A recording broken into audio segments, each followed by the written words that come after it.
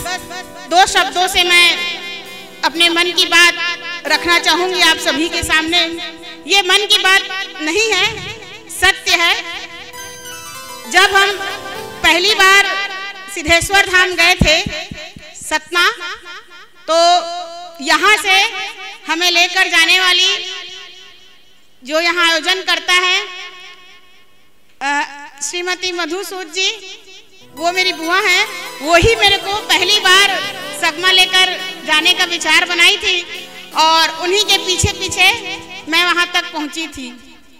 आज वर्तमान में कितने ही हम भगवानों को पूछते हैं, चाहे किसी भी रूप में पूछते हैं, लेकिन हम यही सोचते हैं कि हम जो करते हैं उसका फल हमें भगवान किसी न किसी रूप में अच्छे से दे।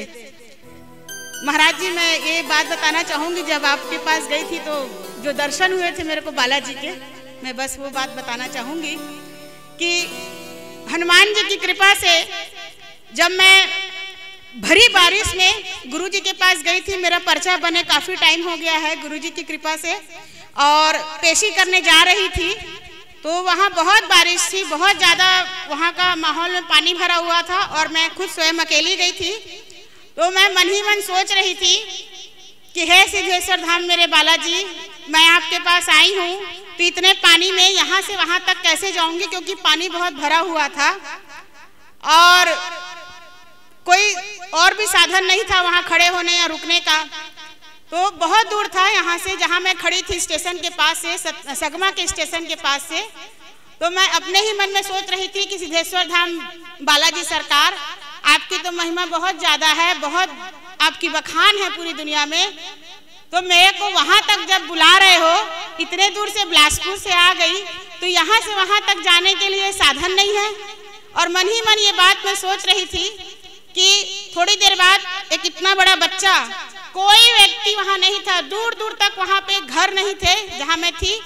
एक बच्चा इतना बड़ा आया और मेरे को आकर बोलता है कि अम्मा आप कहाँ जा रहे हो इतना पानी में।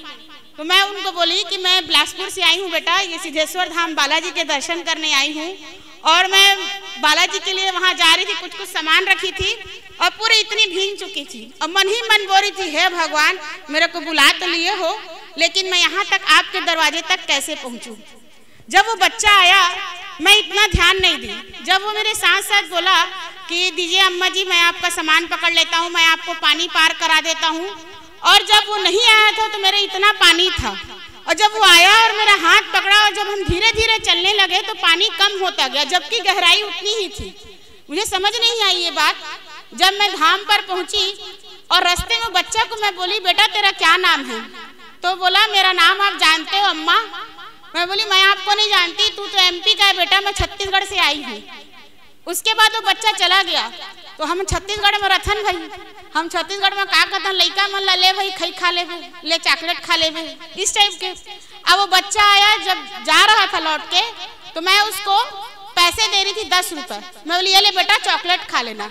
बोला अम्मा मैं चॉकलेट नहीं खाता। अब मैं ऐसे पलट के जब पैसा दी तो वो बच्चा गायब हो गया।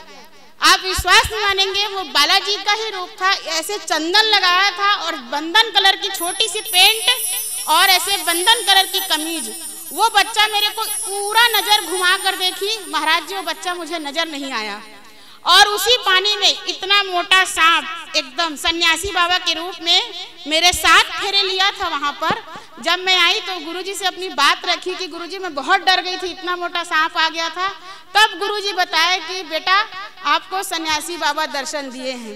कहने का सारांश ये है कि यदि हम दिल से पत्थर को भी मानेंगे तो पत्थर भी हमें दर्शन देगा। तो ये तो हमारे वीर हनुमान जी का मंच है, मेरे बजरंगबली जी की कृपा है।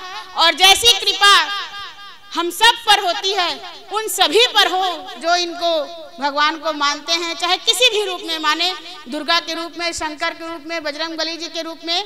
और मैं कोटि कोटि हजारों कोटि धन्यवाद दूंगी आदरणीय सदगुरु महाराज जी को, गुरु जी को, कि हमारे लिए इतना अनमोल समय देकर हमारे बीच पधारे हैं, पूरी समिति को और इस पूरे आयोजन के कर्ता को। बस मेरा मन था बोलने का कि भगवान भी दर्शन देते हैं, चाहे एक इंसान के रूप में, चाहे एक छोटे से जीव और जंतु के रूप में। धन्यवाद।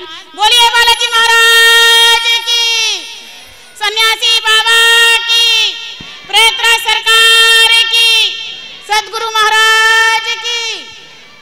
धन्यवाद, प्रणाम।